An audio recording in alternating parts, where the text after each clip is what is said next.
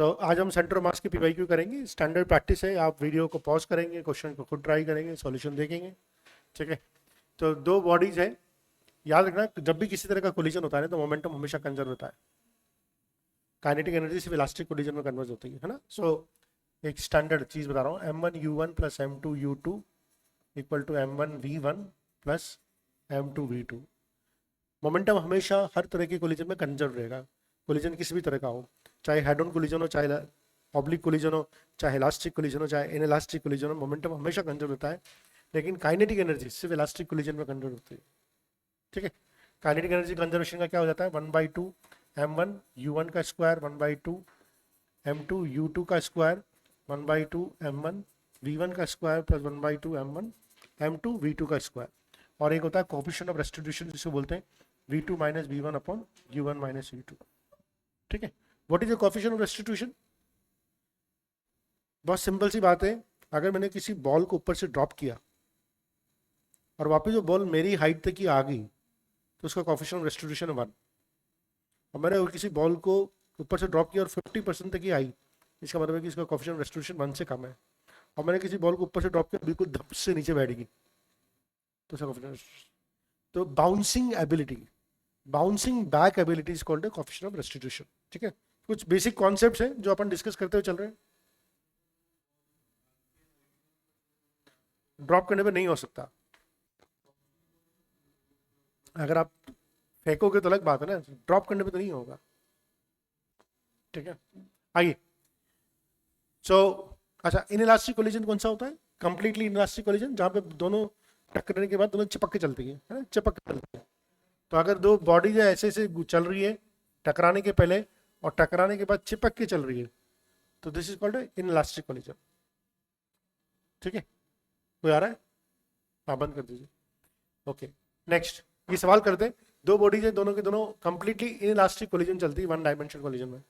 The body A moves with velocity v1 while body v is at rest before l। ठीक है, तो देखिए ये बॉडी ये तो है रेस्ट पे और ये चल रही है v1 से, सेम मास, इसका भी मास m है, इसका भी मास m है।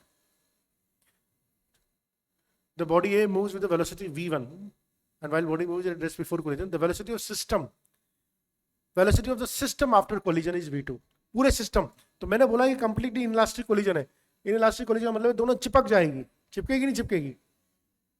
और इस पूरे सिस्टम, ये पूरा एक सिस्टम है, इसकी वेलोसिटी है v2। तो हमसे पूछा है रेशियो v1 अपन v2 क्या होगा।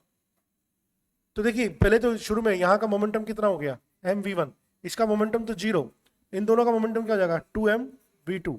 अब क्या कट गया mv1 equal to 2mv2, m भैया से m भैया कट गए, v1:v2 का रिलेशन पूछा है हमसे 2:1। ठीक है, तो आप कोलिजन छोड़ के जा रहे हैं तो ये सवाल करके देख लीजिए, सिर्फ कंजर्वेशन मोमेंटम सीख लीजिए जिसमें भी ये सवाल हो रहा है। बहुत ज़्यादा वो नहीं चाहिए, हाइट निकालना, डिस्टेंस निकालना, टाइम निकालना, एवरेज स्पीड निकालना, एवरेज वेलोसिटी, वो सब चीज़ों की जरूरत ही नहीं है। इस तरह से भी काम चल रहा है। हो गया, प्रैक्टिस तो आपको करनी पड़ेगी। ठीक है ना, आइए। दो पार्टिकल्स हैं, एट रेस्ट पे हैं, दो particles A and B, they are at rest पे हैं। They start moving towards each other towards the force of attraction, at an instance. इसकी स्पीड v है, इसकी स्पीड है 3v। तो speed of centre of the mass पूछी होगी, speed of the centre of the mass पूछी होगी। और अब सुनो ध्यान से, ये थ्योरेटिकल क्वेश्चन है। आप देखिए सेंटर मास की डेफिनेशन क्या होती है, सेंटर मास के लिए क्या होता है, इनिशियली रेस्ट में दोनों एक दूसरी तरफ से मूव कर रहे हैं, म्यूचुअल अट्रैक्शन की वजह से मूव कर रहे हैं। इसका मतलब कोई एक्सटर्नल फोर्स नहीं है, और जब भी कोई एक्सटर्नल फोर्स नहीं होगा तो मोमेंटम कंजर्व रहेगा। तो जो पहले की मास था उसका वही सेंटर मास अभी भी रहेगा। इफ सो एफ एक्सटर्नल तो 0 है ना, एफ एक्सटर्नल 0 है तो VCM भी 0 ही रहेगा, मोमेंट ही नहीं होगा ना। एक्सटर्नल मोमेंटम में चेंज जब आएगा जब एक्सटर्नल फोर्स लगेगा, इनमें एक्सटर्नल फोर्स ही नहीं है, दोनों म्यूचुअल अट्रैक्शन फोर्सेस की वजह से मूव कर रहे हैं, तो इनके सेंटर मास में कोई चेंज नहीं आएगा, सेंटर मास 0। थ्योरेटिकल सवाल है, थ्योरेटिक, और आप देख लो इसको भी सिर्फ कम बच्चे ही सही कर पा रहे हैं। Next, a bullet of mass m hits a block of mass m elastically, the transfer of energy is maximum. किस केस में ट्रांसफर ऑफ एनर्जी मैक्सिमम होता है? तो क्या हो रहा है, ये बुलेट, सॉरी बुलेट बना देता हूं मैं, बुलेट तो अच्छी बनानी पड़ेगी। हाँ, ये बुलेट है, ये बुलेट, ठीक है, ये ब्लॉक है, इसका मास है m, इसका मास है m, इलास्टिकली हिट कर रहा है। इलास्टिक मतलब कोफिशिएंट मतलब E equal to 1, elastically hit कर रहा है, इसका मतलब काइनेटिक एनर्जी का लॉस 0 है।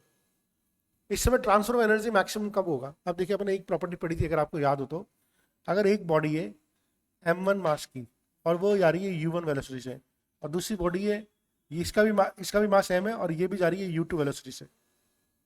अगर दो बॉडीज जिनका मास सेम है, दोनों सेम वेलोसिटी से जा रही होती है और इलास्टिक कोलिजन होता है, तो टक्कर के बाद अपनी वेलोसिटी को एक्सचेंज कर लेती है। मतलब जो v1 हो जाएगा ना, वो u2 के बराबर हो जाएगा, और v2 जो हो जाएगा वो u1 के बराबर है। तो इनके बीच में मैक्सिमम जो ट्रांसफर होता है एनर्जी का, वो जब होता है जब अपनी एक्सचेंज कर लेती है। तो transfer of energy is maximum जब दोनों का मास बराबर होगा। ये कब होता था? जब दोनों का मास बराबर होता था तब मैक्सिमम ट्रांसफर होता था। यहां पर भी दोनों का मास बराबर होना चाहिए, m should equal to m, ठीक है। ये प्रॉपर्टी मैंने पढ़ी थी वहां पर, ठीक है। और ऑब्वियसली थोड़ा सा टफ सवाल है, तो थ्योरेटिकल है, बहुत ज्यादा कैलकुलेशन नहीं है, बट कॉन्सेप्चुअल सवाल है। Okay, a 1 kg object strikes a wall with a velocity 1 meter per second at an angle of 60 degree with the wall, ठीक है। ये वॉल बना ली मैंने at an angle 60 degree with the wall। तो ये यहां से लेट्स से कि ये 60 डिग्री पे एक वॉल पे ये टकराया, wall reflects at the same angle, wall ने सेम एंगल पे रिफ्लेक्ट कर दिया, यानी कि ये भैया भी 60 डिग्री हो गया, ठीक है। If it remains in contact with the wall for 0.1 second, ये 0.1 सेकंड तक कॉन्टैक्ट रहता है इसका बॉल का। कितना फोर्स लगाएगी बॉल? याद रखना, फोर्स इक्वल टू होता है न्यूटन सेकंड लो क्या बोलता है, delta P upon delta T, change in momentum. तो इसका इनकमिंग मोमेंटम निकालना और फाइनल मोमेंटम निकालना, उसका डिफरेंस निकालना है। अब देखिए, incoming momentum mass into velocity, incoming momentum mass into velocity.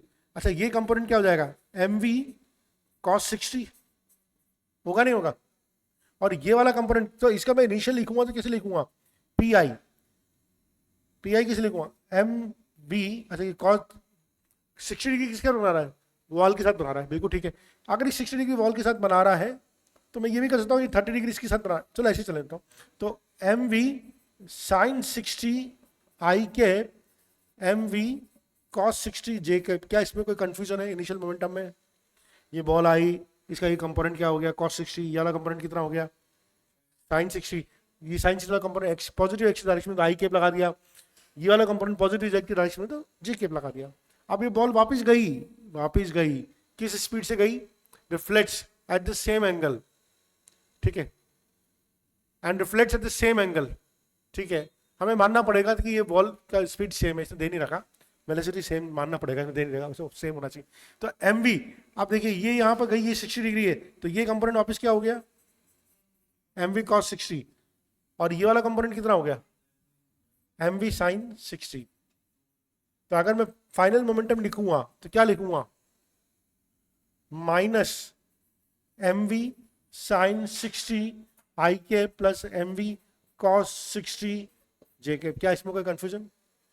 तो डेल्टा पी क्या हो जाएगा, फाइनल माइनस इनिशियल। अब फाइनल माइनस इनिशियल करूंगा तो ये दोनों तो कट जाएंगे, तो फाइनल माइनस इनिशियल हो जाएगा 2mv साइन 60, माइनस माइनस हटा दिया, मुझे मोमेंट, मुझे मैग्नीट्यूड से मतलब है ना, मुझे क्या करना, अब 2mv साइन 60।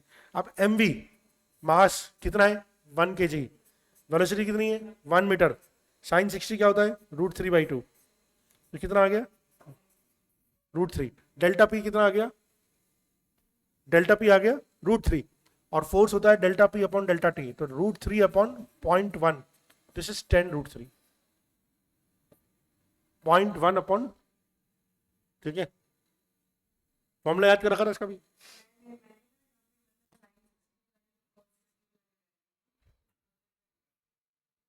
बहुत से लोग याद कर लेते हैं इसको, हाँ बहुत, the distance covered by the body, अब ये तो बिल्कुल जैसे ये सवाल किसी से गड़बड़ होना ही नहीं चाहिए। एक distance covered by the body of mass 5 gram having linear momentum 0.3 kg पर मीटर सेकेंड इन 5 सेकेंड, क्या हो गया? हाँ वो तो ठीक है।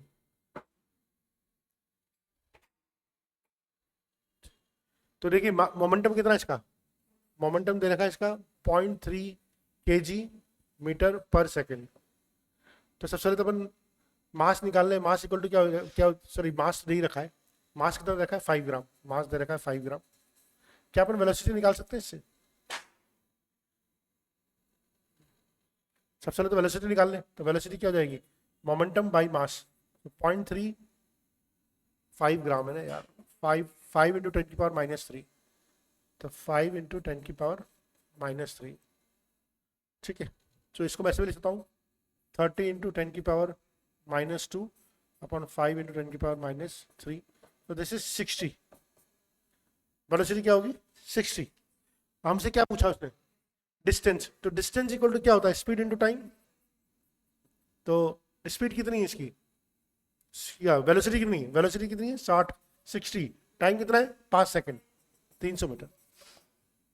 सिंपल लीनियर मोमेंटम का सवाल हो गया, 9th क्लास से सवाल आ गया है। तो ये नीट का भी सवाल नहीं है, 9th क्लास से सवाल हो गया। P इक्वल टू mv लगा, v निकालना है, स्पीड निकालनी है, डिस्टेंस निकालनी है, ठीक है।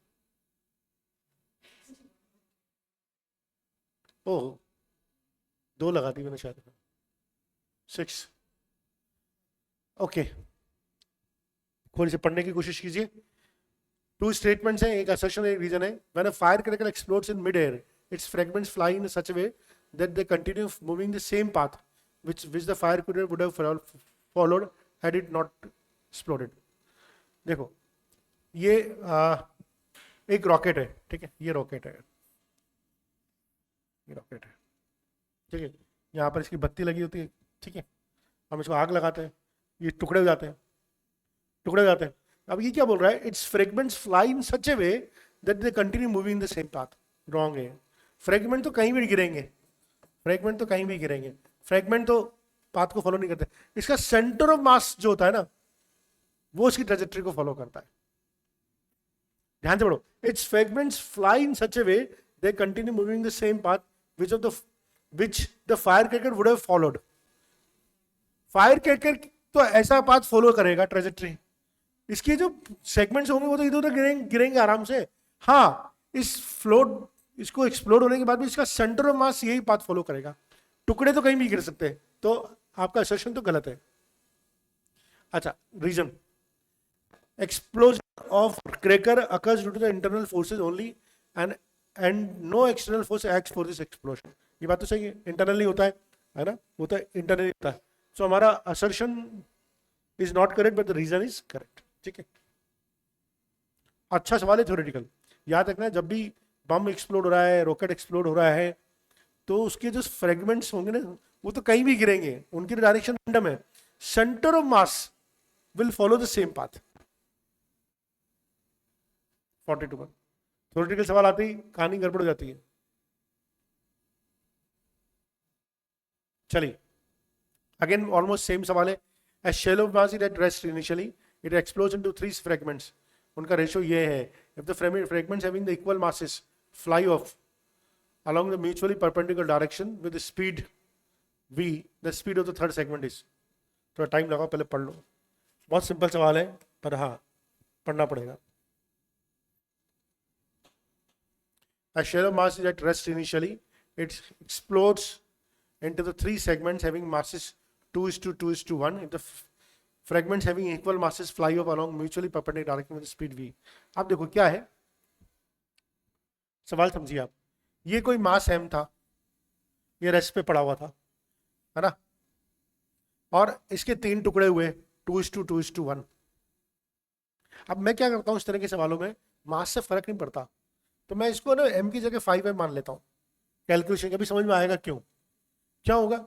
अब इसके 3 टुकड़े करने हैं 2:2:1 के, तो ये 2m हो गया, ये भी 2m हो गया, और ये m हो गया। जिंदगी आसान है। अभी m लेके करूंगा ना तो m/2 करना पड़ेगा, उसमें फिर कहानी गड़बड़ हो जाएगी। और मुझे मालूम है m से तो m उड़ना ही है, m का ज़्यादा रोल है नहीं यहाँ पर, तो मैंने m की जगह 5m मान लिया। कोई फर्क नहीं पड़ेगा उससे। 2:2:1 में मेरे आसान हो गया, ये 2m हो गया, ये 2m हो गया, ये m हो गया, 3 टुकड़े हो गए। अब क्या बोला है, if the fragments having equal masses, equal मास कौन से, ये वाले दोनों परपेंडिकुलर डायरेक्शन जाते हैं, यानी कि मान लीजिए कि ये P1 इसका मोमेंटम है, ये P2 मोमेंटम हो जाएगा, इसका P3 मोमेंटम हो जाएगा, तो ये वाला P1 और P2 दोनों म्यूचुअली परपेंडिकुलर डायरेक्शन में जाते हैं विद स्पीड v, यानी कि इनका, इसका मोमेंटम हो गया 2mv, इसका भी मोमेंटम हो गया 2mv। क्या ये समझ में आया? दोनों का मोमेंटम सेम है। अब पूछा है the speed of the third segment, अब पूछा है कि भाई इसका बताओ, इसका स्पीड क्या होगा। हमें मालूम है जब ये रेस्ट पे था तो इसका मोमेंटम 0 था, जब टुकड़े हुए क्या एक्सटर्नल फोर्स लगा, नहीं लगा, तो तब भी इसका मोमेंटम 0 आना है। अब इसका मोमेंटम 0 कैसे लाएंगे, एक टुकड़ा तो यहाँ पर, एक टुकड़ा यहाँ पर, यानी इसका नेट मोमेंटम तो क्या आ जाएगा, यहाँ पर आ जाएगा। इसका नेट मोमेंटम तो P1 P2 का नेट मोमेंटम यहाँ पर आ जाएगा, और वो कितना हो जाएगा, √2 होगा, नहीं होगा, ये 2mv, ये 2mv, तो √2 2mv हो गया। या इसको ये भी लिख सकता हूँ 2√2mv, बोल सकता नहीं बोल सकता।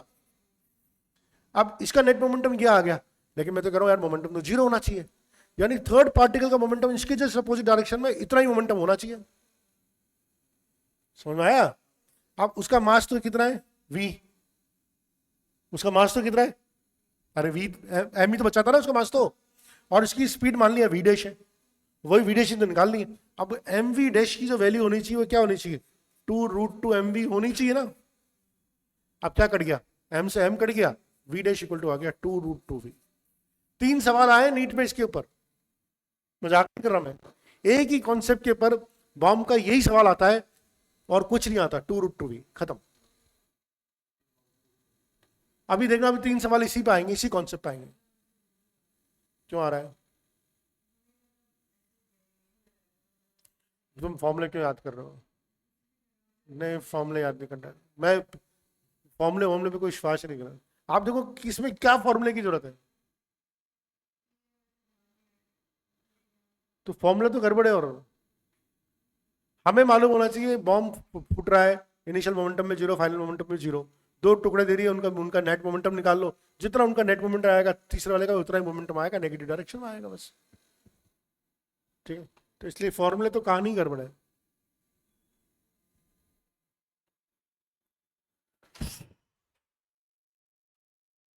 दो ऑब्जेक्ट्स हैं 10 kg और 20 kg के, they are connected to ends of rigid rod. ये रोड है, इस पे 10 kg और इस पे 20 kg, लेंथ है इसकी 10 मीटर, नेग्लिजिबल मास है इसका।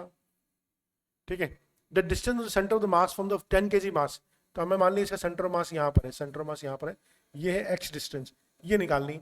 अब ये एक्स डिस्टेंस निकालनी, इसका याद रखो तरीका क्या होता है, m2l/m1 + m2, सीधा याद रखना, जिस एंड से निकालनी मास दूसरे का लेते हैं ऊपर। ठीक है, तो इसका मास चाहो तो इसका भी एक ही लाइन का डेरिवेशन है, सिर्फ एक ही लाइन का है। ठीक है ना, अगले सवाल में करा दूंगा क्योंकि इसके भी 3 सवाल है, इस कॉन्सेप्ट के ऊपर भी 3 सवाल है। m2 कितना है 20, l कितना है 10 और ये कितना है 30, तो 200/30। कितना इजी सवाल है। अब क्या क्या बच्चे की जान लोगे आप इससे ना, ठीक है, 20/3 आगे ना। चलो अब तुमने बोला है तो मैं इसका डेरिवेशन में करा देता हूँ। ठीक है, लाओ, मान लीजिए 0,0 है ये पॉइंट, ये मास है m1, ये है, ये लंबाई है l, तो ये अपने आप हो गया l,0, ये मास हो गया m2। हमें मालूम है एक्सियम इक्वल टू क्या होता है, m1r1 + m2r2 upon m1 + m2, है ना। लगा दो, ये m1r1 तो 0 हो गया, नहीं हो गया, और ये क्या हो गया m2r2 कितना हो गया l अपॉन m1 + m2। क्या बहुत बड़ा डेरिवेशन लगा आपको, बहुत खतरनाक लगा,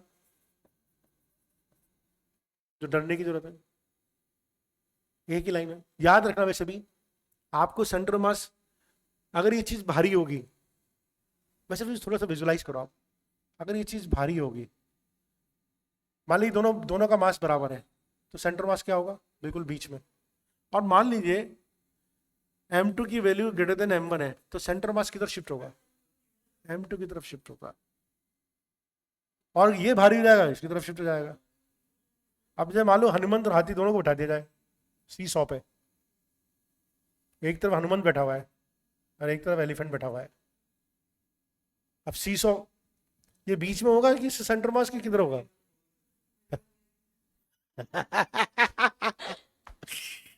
ठीक है, ये सेंटर मास बिल्कुल एलिफेंट के पास पहुंच जाएगा, तभी तो बैलेंस होगा सीसो।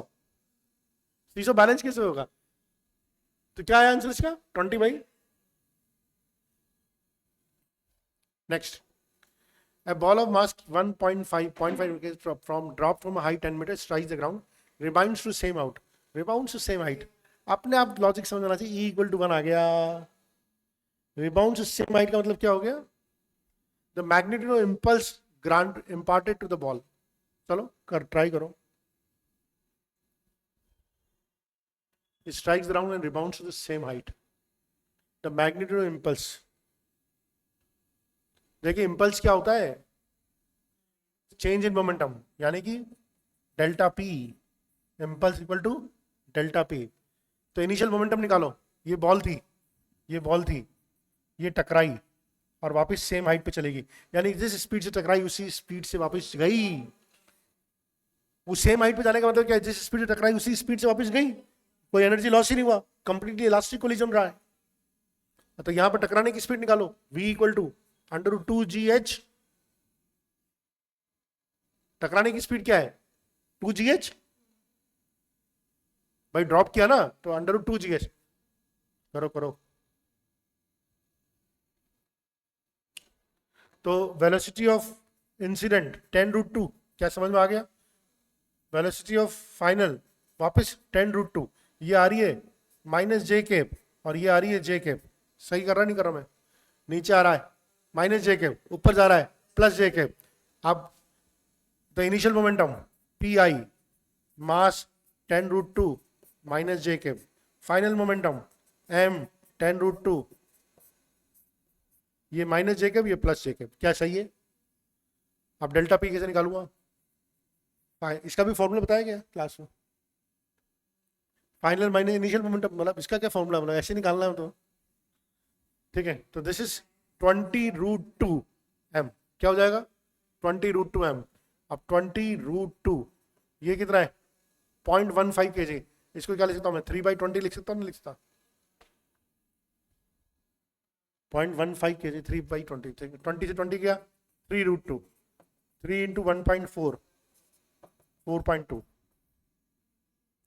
ठीक है, 4.2 kg मीटर पर सेकेंड।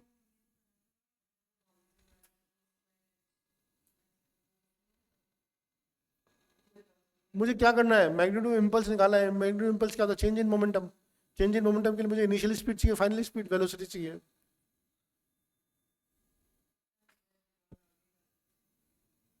मतलब जो रिक्वायरमेंट है वही तो करेंगे ना, ज्यादा पढ़ने का नुकसान है। ओके, 3 आइडेंटिकल स्फीयर्स है, each of mass m are placed at the corners of right triangle mutually perpendicular sides. तो देखिए ये यहाँ पर एक स्फीयर यहाँ रखा, एक स्फीयर यहाँ रखा और एक स्फीयर यहाँ पर रखा। ठीक है, और ये पोजीशन है 2m, नहीं क्या है 2 मीटर। ये भी 2 मीटर है, ये भी 2 मीटर है। इसका मास है कैपिटल M, इसका भी मास कैपिटल M, इसका भी मास कैपिटल M। अब ये तो हमसे क्या पूछा है? Position of centre mass. Centre mass की जब फॉर्मूला होता है XCM = M1r1 + M2r2 M3r3 upon M1 + M2 + M2। बस यही लगा रहा है और कुछ नहीं करना इसमें तो यार। ठीक है, तो देखो इसके कोऑर्डिनेट्स क्या हो जाएंगे? 2,0। इसके कोऑर्डिनेट हो जाएंगे 0,0। इसके कोऑर्डिनेट हो जाएंगे 0,2। लगा दो इसमें। तो पहले XCM निकाल लें इसका अपन। XCM ये तो 0 आ गया है ना, ये हो जाएगा 2m, ये भी 0 आ गया अपॉन 3m, तो 2/3। x कोऑर्डिनेट भी 2/3, y कोऑर्डिनेट 2/3, तो 2/3 + 2/3।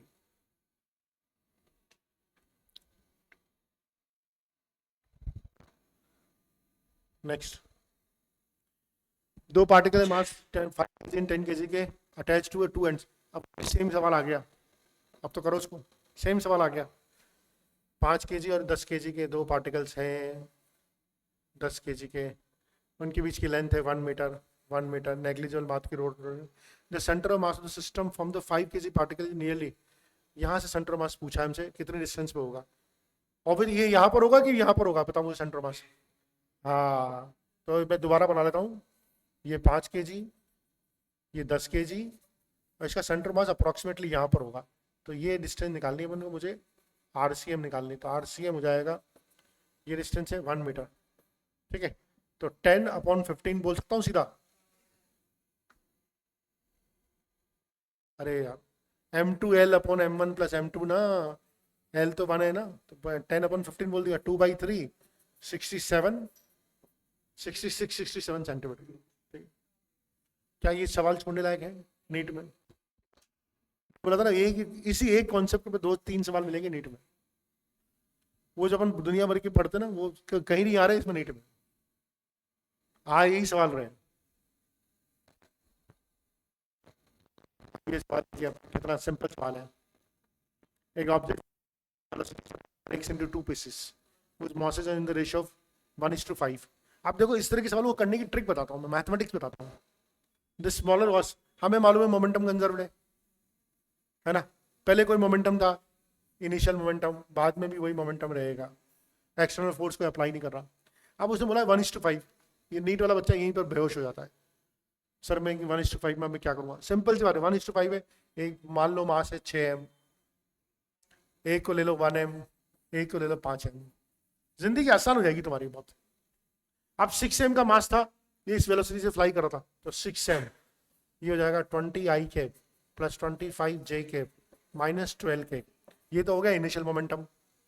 अब फाइनल मोमेंटम, इसका मोमेंटम, स्मॉलर मास की वेलोसिटी दे रखी है m, और इसकी वेलोसिटी दे रखी है 100I + 35J 8K। बड़े वाले बास 5m की वेलोसिटी पूछी हमसे, वेलोसिटी मान लो उसकी, सॉल्व कर लो उसको। कितना सा है, सिंपल सा है।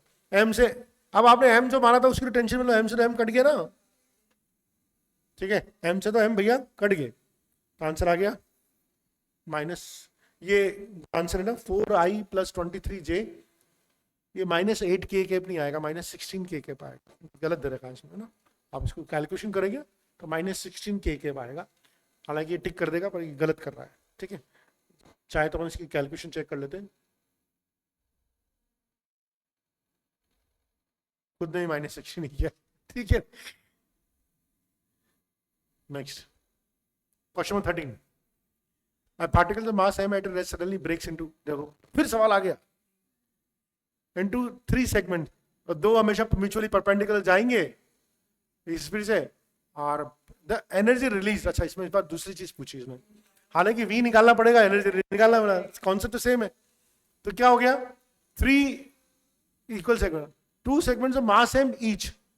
अब देखो आप 5m के टुकड़े जो हुए वो कैसे हुए, 1m और ये 3m, क्या समझ, पहले तो टुकड़े समझ में आने चाहिए।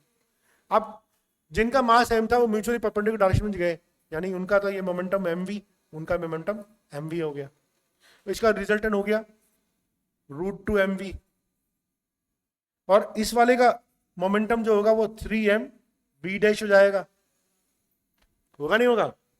अब इससे v' निकाल लूंगा, सो 3mv' इक्वल टू हो जाएगा √2mv, m से m कट गया, v' इक्वल टू हो गया √2/3v। इससे काम नहीं चल रहा, एनर्जी पूछी है मेरे से, आप सबकी एनर्जी निकाल लो भैया। इसकी एनर्जी कितनी हो जाएगी, 1/2mv², होगी नहीं होगी। इसकी एनर्जी क्या हो जाएगी, 1/2mv², इसकी एनर्जी हो जाएगी 1/2 3m v' का स्क्वायर, इसका v' का स्क्वायर कितना है 2/9v²। क्या ये समझ में आया नहीं आया, ठीक है। तो मेरे पास एनर्जी आ गई, इन दोनों की एनर्जी जोड़ो, ये तो होगी mv², अच्छा ये 2 से 2 कट गया, और ये हो गया mv²/3, तो ये हो जाएगा 4/3mv²। बहुत अच्छा सवाल था, बहुत सिंपल कॉन्सेप्ट है, वही फ्रेगमेंट्स टूटने वाली बात कर रहा है, कहीं पर कोई डरने वाली बात नहीं, लेकिन सिर्फ 40% बच्चे ही सही करवा रहे हैं। A body of mass 2m moving with speed u collides with another body of mass 2m at rest. The collision is head-on and elastic. Head-on भी है, elastic भी है, elastic का मतलब ये E1 हो गया। After the collision, the fraction of energy lost by the colliding body A is, कितनी एनर्जी लॉस करेगा, ठीक है। आओ आइए, तो भाई क्या हो रहा है, ये 4m मास की बॉडी है, ए बॉडी है, ये टकरा रही है, किससे टकरा रही है, इसकी स्पीड क्या है u स्पीड से चल रही है, ये टकरा रही है b बॉडी से, ठीक है, जिसका मास है 2m और जो है रेस्ट पे। पहले तो इतना समझ में आ गया। इनिशियल मोमेंटम लिखना सीखो, 4mu प्लस 0, क्या समझ में आया? जो घूम चल रही है उसी का मोमेंटम, जो रुकी हुई मोमेंटम 0। अब क्या किया? आफ्टर कोलिजन हेड ऑन है, ये किसी वेलोसिटी से चलेगी, ये किसी वेलोसिटी से चलेगी, ये 4m की बॉडी है, ये 2m की बॉडी है, ये v1 से चलेगी, लेट्स से ये v2 से चलेगी, तो हम बोल सकते हैं 4m v1 plus 2m v2। क्या ये बोल सकते हैं? नहीं बोल सकते? इनइलास्टिक में चिपकती है, सेम मास होता है तब एक्सचेंज होती है, याद मत रखो, रटो ना, सेम मास की केस में एक्सचेंज होती है, सेम मास नहीं, मास अलग अलग है, तो अभी एक और इक्वेशन लगेगी इसमें, है ना? तो अभी पहले इसको सॉल्व कर लेते हैं, इसको सॉल्व कर लेते हैं, तो क्या आ गया? u इक्वल टू, या हम बोल सकते हैं 2u equal to 2v1 plus v2। ध्यान से देखो, क्या मैं बोल सकता हूं? 2 कॉमन लेके काट दिया मैंने, सर ये तो एक ही इक्वेशन है। हाँ, एक और इक्वेशन बनेगी, एक होती है E equal to v2 minus v1 upon u1 minus u2, याद है कोएफिशिएंट रेस्टिट्यूशन की? कोएफिशिएंट रेस्टिट्यूशन 1 है, साफ दिया हुआ है, क्या दिया हुआ है? हेड ऑन इलास्टिक, इलास्टिक के लिए कोएफिशिएंट रेस्टिट्यूशन 1 होता है। v2 माइनस v1, बिल्कुल v2 minus v1, u1 u, u2 0, तो मैं क्या बोल सकता हूँ? v2 minus v1 equal to u, बोल सकता हूँ नहीं बोल सकता? इस इक्वेशन को भी लिख दूंगा यहाँ पर, तो minus v1 plus v2 equal to u, ये 2 इक्वेशन होगी, कोई कहानी खत्म, है ना? हमसे क्या पूछा रहा? कितनी एनर्जी लॉस हुई, ठीक है, थोड़ा सा बड़ा सवाल है ये। अभी तो पहले तो v1 v2 निकालेंगे, फिर एनर्जी लॉस निकालेंगे, ठीक है, कोलाइडिंग बॉडी की एनर्जी निकालेंगे। कोलाइडिंग बॉडी को ये, इसकी कितनी एनर्जी लॉस हुई, इसकी इनिशियल एनर्जी कितनी थी, इसकी बाद की एनर्जी कितनी थी, वही तो एनर्जी लॉस होगी, है ना? तो अब इसकी एनर्जी तो इनिशियल एनर्जी पता है 1/4, 1/2 4m u स्क्वायर, तो अपन को मालूम है इसकी इनिशियल एनर्जी होगी 2m u स्क्वायर, लेकिन इसकी बाद की एनर्जी कितनी है? 1/2 4m v1 का स्क्वायर, लेकिन v1 तो पता ही नहीं है अपन को, v1 अपन यहां से निकालेंगे, ठीक है। अब क्या करें? इसको, इसको और इसको, ये कट गया, तो this is 3v1 equal to आ गया u, तो v1 इक्वल टू आ गया u/3, u/3, v1 equal to आ गया u/3। अब मैंने इसमें डाल दिया 1/2 4m v1 का स्क्वायर, तो ये हो गया u square by 9, so this is 2/9 mu square, बहुत काटा कुटा कर दिया मैंने, 2/9 mu स्क्वायर। इनिशियल एनर्जी कितनी थी? 2 mu स्क्वायर, आप कितनी रहेगी? 2/9 mu स्क्वायर। अब हमसे पूछा है the fraction of energy lost by the colliding body.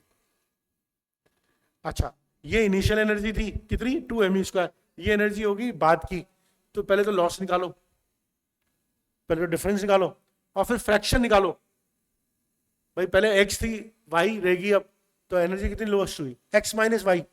अब फ्रैक्शन मतलब x minus y upon x करना पड़ेगा, तो ये सवाल थोड़ा सा बड़ा है, कोई बात नहीं, मैं इसको रब कर देता हूं, मुझे कैलकुलेशन की थोड़ी जगह चाहिए होगी, ठीक है। आइए, तो इनिशियल एनर्जी निकाल ली 2 mu square, final energy colliding body की कितनी है? 2/9 mu स्क्वायर। क्या मैं सही कर रहा हूं? कितनी एनर्जी लॉस हुई? 16/9 mu स्क्वायर। कोई बात नहीं ना, नहीं इनिशियल एनर्जी लॉस हुई तो इनिशियल माइनस फाइनल, हाँ एनर्जी लॉस तो यही होगी ना, तो इनिशियल माइनस फाइनल ही करूंगा हमेशा, ठीक है। तो 18 - 2 16/9, इतनी एनर्जी लॉस हुई। आप हमें निकालना है फ्रैक्शन में, तो लॉस्ट अपॉन इनिशियल, तो लॉस तो हुई 16/9 mu स्क्वायर और इनिशियल एनर्जी थी 2 mu स्क्वायर, ये कट गया, तो ये हो गया 32, नहीं 16/18, यानी कि 8/9। खतरनाक सवाल है, खतरनाक सवाल बोलता हूँ मैं उसको, है यार, स्किप करने लायक तो नहीं है, फिर भी स्किप करने लायक तो नहीं, ऐसा ऐसा कोई कॉन्सेप्ट नहीं है जो आपको नहीं आता हो, थोड़ी सी कैलकुलेशन जरूर है, पेशेंस से इक्वेशन बनानी है, करना चाहो तो ठीक है। ओके चलो 15 moving block having mass m collides with another stationary block having mass 4m. The lighter block comes to rest after the collision. ठीक है, क्या हो रहा है, ये मास m ये 4m के साथ टकराया और ये तो था रेस्ट पे, और इसकी क्या वेलोसिटी थी, नहीं दे रखी, ठीक है, अच्छा दे रखी, हाँ ये v दे रखी वेलोसिटी. अब ये तो हुआ है टकराने के पहले की कंडीशन. टकराने के बाद क्या हो जाता है, the lighter block comes to rest after the collision. Lighter block जो है वो तो आ जाता है रेस्ट पे, और ये 4m का जो ब्लॉक है इसकी वेलोसिटी, अच्छा when the initial the lighter block comes to rest after, ठीक है, हमें मालूम नहीं है, ठीक है ना, मालूम पड़ा है कि इसकी वेलोसिटी है v2, चलो कोई बात नहीं. Then the value of the coefficient of restitution निकालना है, value of the coefficient of restitution निकालना है. तो कर लेते हैं. इनिशियल मोमेंटम कितना हो गया mv, बाद का मोमेंटम कितना हो गया 4mv2, इसका जीरो 4mv2, तो v2 की वैल्यू कितनी होगी v/4. इलास्टिक कोलिजन है, कौन सा कोलिजन है, इलास्टिक, तो ई की वैल्यू कितनी होगी, नहीं बोला क्या, हाँ जाए निकालना है, तो बात नहीं, ई निकालना है, तो ई इक्वल टू जाएगा v2 minus v1 upon u1 minus u2.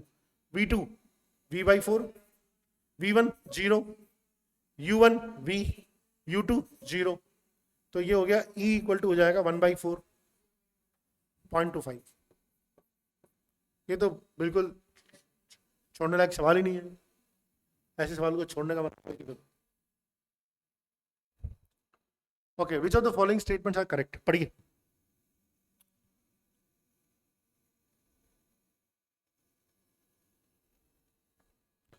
Centre mass of body always concept in the centre of gravity of the body, नहीं, ठीक है. Center mass of body is the point at which the total gravitational torque on the body is 0. Okay.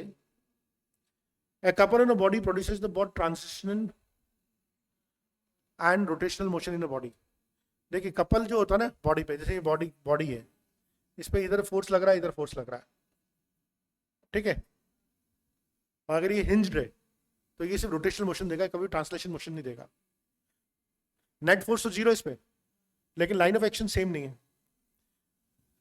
अगर ये भी इधर भी F लग रहा होता और इधर भी एफ लग रहा होता तो इसका इस समय क्या होता, इस समय इसमें नेट फोर्स 0 होता, इस समय भी इसमें नेट फोर्स 0 है, तो इसका जो क्या बोलते हैं ट्रांसलेशन मोशन तो नहीं होगा, लेकिन रोटेशनल मोशन होगा. टॉर्क तो टॉर्क तो होता है आर क्रॉस एफ है, तो ये तो गलत है. मैं है ना, ठीक है ना, हाँ तो ये बोल रहा है ना कि कपल ऑन बॉडी प्रोड्यूस बहुत translation rotation motion, translation motion produce ही नहीं आएगा ना, रोटेशन आएगा.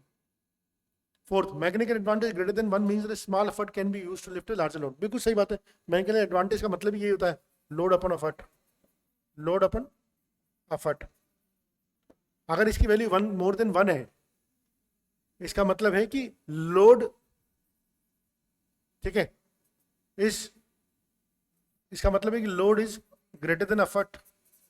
सीधी बात है, कम एफर्ट समझागा लोड उठा सकते हैं. तो ये भी सही है, ये भी सही है. फोर्थ तो बिल्कुल सही आ रहा है, फर्स्ट गलत है, थर्ड गलत है, तो सेकंड एंड फोर्थ.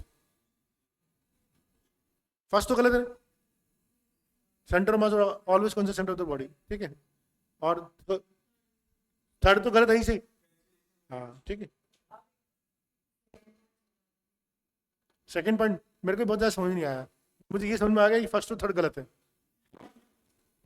फर्स्ट और थर्ड गलत है, फोर्थ बिल्कुल सही है, ये समझ में आ गया.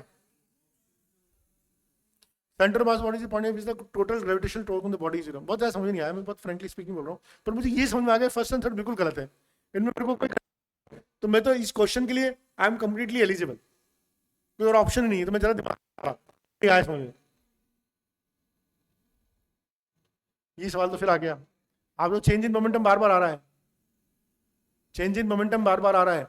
आप देखो यहीं पर बना देता हूं उसको, ये आया mv से, है ना, ये तो हो गया mv cos 60, ये हो गया mv sin 60, ये वापस गया, ये हो गया mv cos 60, ये हो गया mv sin 60, ठीक है. mv sin 60 कैंसिल आउट हो जाएगा, सेम डायरेक्शन में आएंगे. अरे भाई ये ऐसा आया, ये ऐसे चला गया, ये मैं ऐसे विजुलाइज कराने की कोशिश करता हूँ, 60 डिग्री 60 डिग्री, ये आया तो इसका कंपोनेंट एक तो आया mv sin 60 और एक आया mv cos 60। ये जब लौटा तब भी mv cos 60 mv sin 60 mv sin 60 same direction में, ये कैंसिल आउट हो जाएगा, ये एक बार पॉजिटिव डायरेक्शन में एक बार नेगेटिव डायरेक्शन में, तो ये हो जाएगा 2mv cos 60।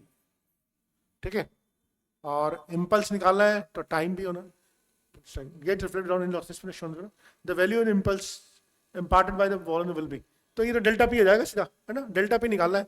तो 2 मास कितना है, मास पता नहीं है, v कितना है पता नहीं है, v का v है, cos 60 कितना होता है 1/2, तो मास इनटू v। एक ही प्रोफाइल के 4 सवाल है, ठीक है, एक प्रोफाइल की बिल्कुल स्टैंडर्ड आती है। चलिए, a bullet of mass 10 gram moving horizontal with a speed velocity 4 metre पर second strikes a wooden block, तो भाई एक वुडन ब्लॉक है जिसका मास है 2 kg, it is suspended bye A light extensible string जिसकी लेंथ है 5 मीटर। अब क्या टकरा रही है, बुलेट टकरा रही है, ये बुलेट टकराई इस पे, इसका मास कितना है 10 ग्राम है, इसकी वेलोसिटी कितनी है 400 मीटर पर सेकंड की स्पीड से आ रही है ना, और इससे टकराएगी। As a result the centre of gravity of the block is found to rise a vertical distance of 10 metre. अब इससे टकराएगी, ठीक है, तो ये टकराने के बाद ऊपर ब्लॉक ऊपर चला जाएगा, और इसकी हाइट कितनी चली गई है 10 सेंटीमीटर, कितना चला गया 10 सेंटीमीटर ऊपर चला गया, और ऑब्वियसली बुलेट तो बाहर आ जाएगी वापस, ये बुलेट बाहर आ जाएगी। अभी बुलेट बाहर किस स्पीड से आई वो निकालना है। तो सबसे पहले तो देखिए आप आपको एक बार मोमेंटम कंजर्वेशन, इनिशियल मोमेंटम, इसका इनिशियल मोमेंटम 0 लटका हुआ है, मोमेंटम 0, टकराने के बाद इसकी वेलोसिटी क्या होगी और टकराने के बाद इसकी वेलोसिटी क्या होगी निकालनी। आइए लगाते हैं मोमेंटम इनिशियली 10 ग्राम, तो 10 की पावर -2 × 400, सही है। इसका ब्लॉक का मोमेंटम बोलो 0 रेस्ट में। इसके बाद आइए बुलेट का 10 - 10 की पावर -2 × v, इसकी वेलोसिटी निकाल ली है, इसकी वेलोसिटी निकालनी है, प्लस अब ये ब्लॉक कितना है 2 kg का है। अब इसकी वेलोसिटी क्या होगी, कितना सेंटीमीटर ऊपर गया ये 10 सेंटीमीटर, ब्लॉक कितना सेंटीमीटर ऊपर गया, हमें मालूम है कि v = क्या होता है √2gh, होता है नहीं होता, इतनी बार पढ़ रखा है हमने, पढ़ रखा है ना, v = होता है √2 up to g 10 h 1/10, तो वेलोसिटी क्या होगी √2 होगी, नहीं होगी, इसकी वेलोसिटी √2 होगी, यानी ब्लॉक की वेलोसिटी आ गई, ये 2 × v, ये निकालना ही हमें नहीं, सॉरी ओह ये √2 आई, ये √2 आई, ठीक है। अब ये सॉल्व कर लिया, 10 की पावर -2 × 4, 4 प्लस तो 4 ही हो गया ना, तो ये हो जाएगा v 10 की पावर -2 + 2 √2, ठीक है। कैलकुलेशन है, no doubt there is a calculation, ठीक है। अब आइए, तो v × 10 की power -2 = 4 - 2 √2 which is 4 - 2.8, which is v × 10 की पावर -2 = 1.2, which is v = 120।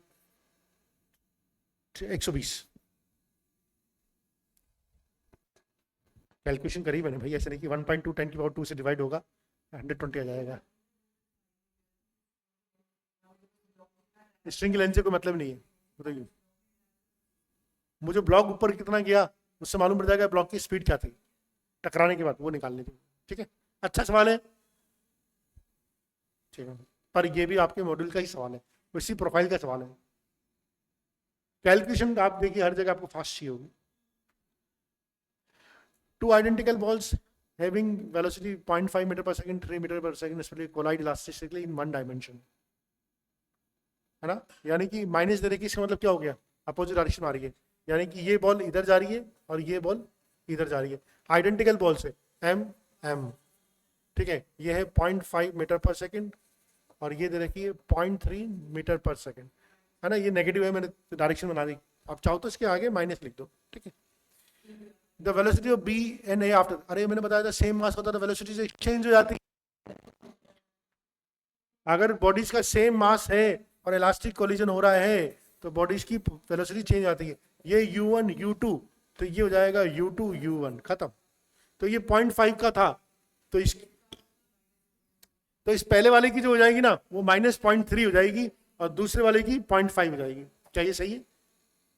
पहले वाले की बॉडी वेलोसिटी एक्सचेंज आएगी, तो इस वाले पहले वाले की जिसकी 0.5 थी इसकी -0.3 जाएगी और ये याद रखना। Same mass elastic collision body की पोजीशन इंटरचेंज आती है। याद नहीं रखना चाहो तो एक लाइन का डेरिवेशन है, एक ही लाइन का कॉन्सेप्ट, ऐसा कुछ खास बात है नहीं। कुछ मैंने क्या गलती कर दी? ओहो देखो बी एंड ए पूछ लिया उसने, बी एंड ए पूछ लिया उसने। हाँ ठीक है, ठीक है, तो आपने गलती करी है, ध्यान से पढ़ना है। बी एंड ए पूछा है तो बी एंड ए तो ये सही है ना? हाँ तो ये गलती बहुत कॉमन है। चलिए आइए 20th।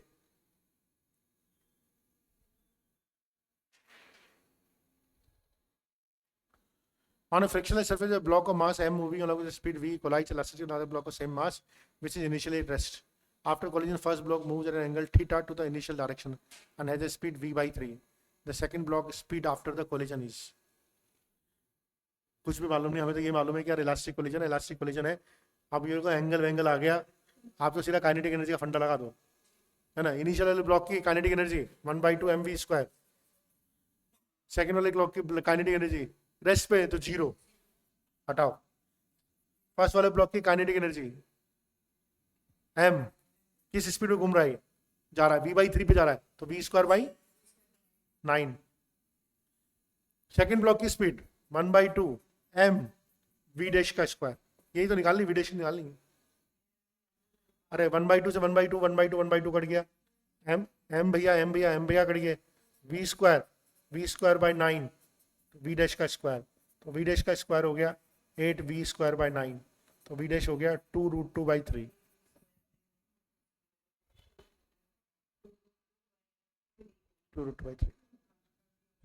ठीक है। नेक्स्ट फिर सवाल आ गया, सेम कॉन्सेप्ट है, घबराओ तो सिर्फ सेम वो रोड वाला कॉन्सेप्ट है, सेंटर मास वाला, बाकी तो डराने वाला है। दोनों रिजिड रोड की लेंथ है एल है, m1 m2 फिक्स है, rod is to set rotating about axis perpendicular to it, इस पे परपेंडिकुलर से रोटेट कराना है। Position of the point L on the rod through which the axis should pass so that the work required to set the rod rotating minimum. देखिए minimum work के लिए क्या होना चाहिए, सेंटर ऑफ मास से पास होना चाहिए। तो हमें ये निकालना है ये एक्स की डिस्टेंस कितनी है, अभी तो पढ़ी थी अपने m2l/n1, बस वही तो करना है और क्या करना है, सेंटर मास से।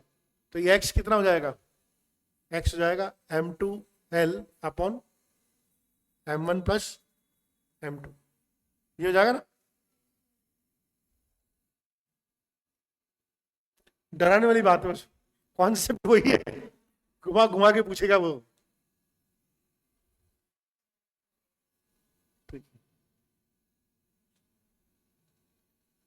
ये तो मैंने अभी कराया ही था आपको, चलिए पढ़िए एक बार। सेम कॉन्सेप्ट है, दो पार्टिकल मासेस इनिशियल वेलोसिटी जा रहे हैं, वन ऑन कोलिजन में एक पार्टिकल एक्साइटेड हो जाता है, हाई लेवल में चला जाता है after absorbing energy C. If the initial velocity of the particle be v1 v2 then we must have. अच्छा आप तो बताओ शुरू में एनर्जी क्या हो जाएगी, 1/2 m1 v1², नहीं sorry 1/2 m1 u1², 1/2 m2 u2², ये तो हो गया इनिशियल काइनेटिक एनर्जी। ठीक है, होगी नहीं होगी। अब उसके बाद वो excited, one of the particle got excited. अरे एक्साइटेड हुआ है तो उसने एनर्जी कहाँ से कंज्यूम करी होगी, एक्सीडेंट के बाद ही कंज्यूम करी होगी, कोलिजन के बाद कंज्यूम करी होगी। ठीक है, अब कोलिजन के बाद के ही फाइनल क्या हो जाएगा, final velocity of v1 v2, तो ये हो जाएगी 1/2 m1 v1², 1/2 m2 v2²। अब ये जो इसने एनर्जी एब्जॉर्ब करी एप्सिलॉन, कोलिजन की बात करें तो यहां पर प्लस ही आएगा ना, और टोटल एनर्जी सेम रहेगी, टोटल एनर्जी सेम रहेगी, तो क्या बोल सकता हूं, थर्ड ऑप्शन, ये ई इधर आ जाएगा।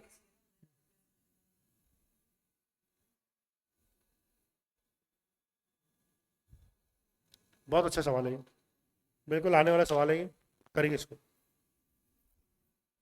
To spherical bodies mass m and 5m, m and 5m, इसकी रेडियस है r, इसकी रेडियस है 2r। मॉड्यूल में भी दिया हुआ है आपका। इसका मास m, इसका mass 5m। With initial separation between the centre is equal to 12r। इनके सेंटर से बीच में जो इनिशियल सेपरेशन है वो है 12r। If they attract each other due to the gravitational force, सिर्फ ग्रेविटेशनल फोर्स की तरह से एक दूसरी तरफ अट्रैक्ट हो रहे हैं, then the distance covered by the smaller body before the collision.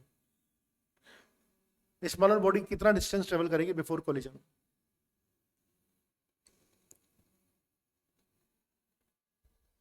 याद रखना एक्सटर्नल फोर्स है, एक्सटर्नल फोर्स है ना, एक्सटर्नल फोर्स है।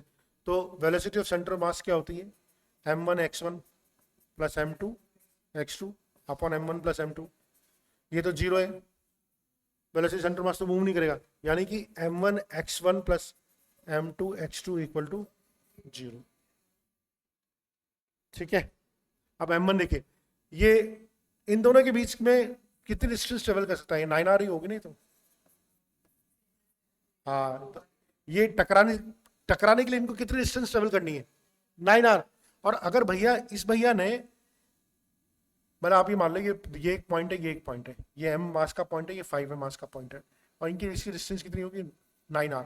अगर ये x चलेगा तो ये चलेगा 9r माइनस x, है ना। तो आप क्या करेंगे? m into x equal to 9r minus x into 5m। बोल सकता नहीं बोल सकता? ठीक है, m भैया से m भैया कट गए, तो ये हो गया x इक्वल टू क्या हो गया? ओहो ओहो ओहो ओहो,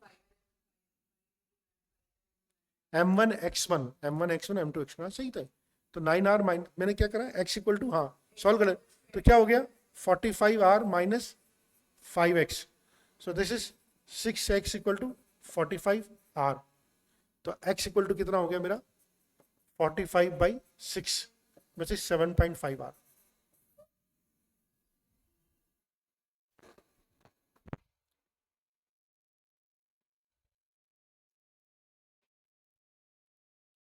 अरे m1 x1 plus m2 x2 equal to 0 होना है। x1 मास m1 कितना चला? x चला। मास m2 कितना चला? 9r माइनस x चला। बस वो पुट कर दिया, दोनों को इक्वल कर दिया।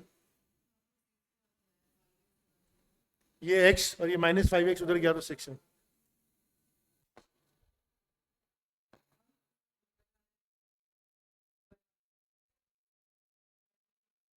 उसे x की वैल्यू निकाली ना है, होगा तो m1 x1 plus m2 x2 zero ही तो होना है। वेलोसिटी ऑफ सेंटर मास निकालूंगा, जीरो हो जाएगी ना। Okay, moment, the change in the moment of the particle over the time interval 0 to 6 second. Area निकालना है ना, क्योंकि क्या होता है हमें मालूम है, F इक्वल टू होता है delta P upon delta T। अगर मैं डेल्टा P निकालना है तो हमें क्या करना होगा? F इंटू डेल्टा T निकालना है, बस निकाली। तो शुरू में क्या एरिया हो जाएगा? 1/2 2 इंटू 6 प्लस ये हो जाएगा फिर 2 इंटू 3 प्लस, हाँ 2 इंटू माइनस, ये माइनस हो जाएगा, ये माइनस हो जाएगा, है ना। और ये हो जाएगा 3 इंटू 4, 12 आंसर। ठीक है,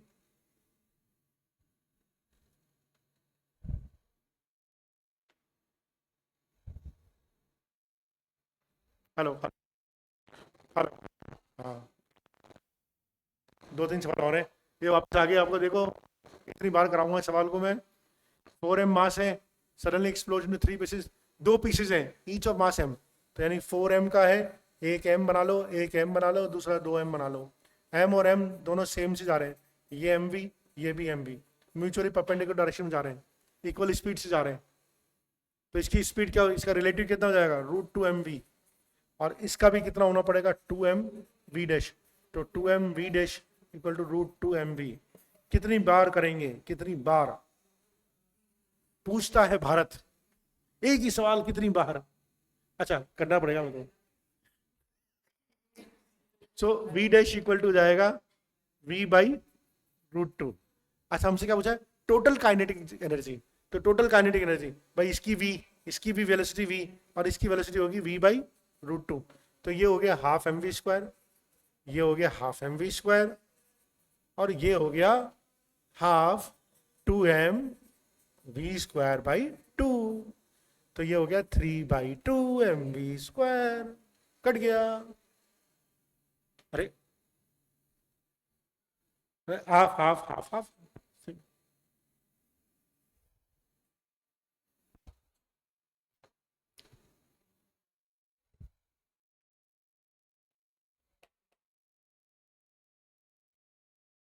A person holding a rifle stands on a smooth surface and fires 10 shots horizontally in 10 seconds.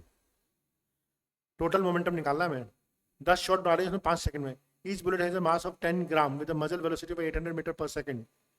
The final velocity acquired by the person and the average force exerted on the person.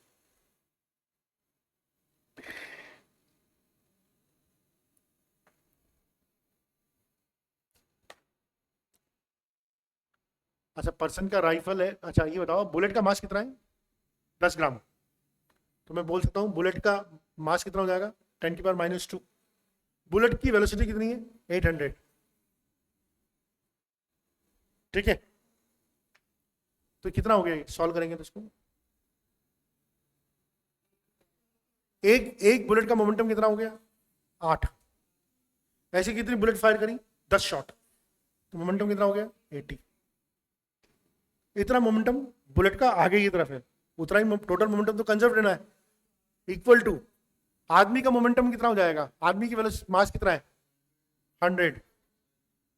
ठीक है, हाँ पूरा system का रखा ना, पूरा system तो पीछे जाएगा, राइफल के साथ ही पीछे जाएगा वो। इनटू वेलोसिटी, इनटू वेलोसिटी, तो वेलोसिटी इक्वल टू हो जाएगी 0.8 मीटर पर सेकेंड। पर इसकी डायरेक्शन तो अपोजिट आएगी ना, तो माइनस। ओ माय गॉड, क्या करा हमने कुछ?